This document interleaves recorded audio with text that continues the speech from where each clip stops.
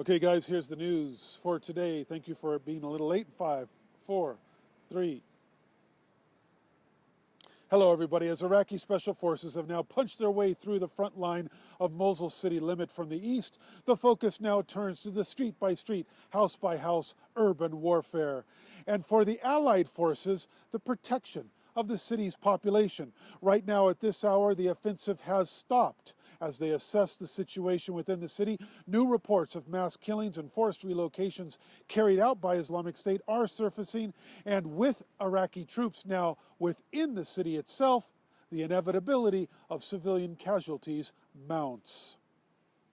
Israel has reacted cautiously to the election of Michel Aoun as the president of Lebanon. Mr. Aoun is a supporter of Hezbollah, the armed Shia group who sways power both in Lebanon and in the region. Iran has welcomed the new president. Aoun is a Maronite Christian. Lebanon's constitution dictates that the president of the country must be from the Christian community in its delicate representation of the country's diversity.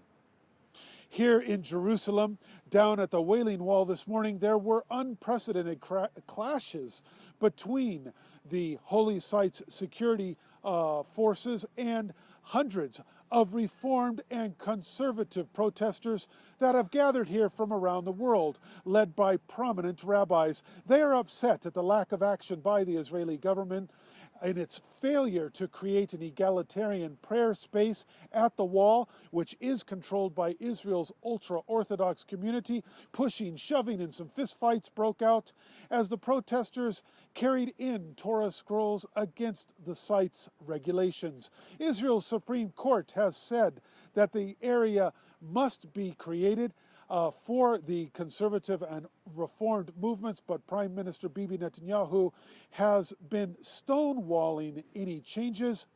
And lastly, here in Israel, if you're wondering how Israelis have reacted to the Cubbies' win in Game 6, well, there is not going to be much sleep here tonight as people gear up to go to the sports bars and to gather in people's homes in order to watch this epic Game 7 for the ages here in the Holy Land. There's going to be more people watching this event than there are who watch the Super Bowl. And the advantage, of course, goes to the home team in Game 7. We'll see how it turns out. Friends, the Harvest Show continues right after this.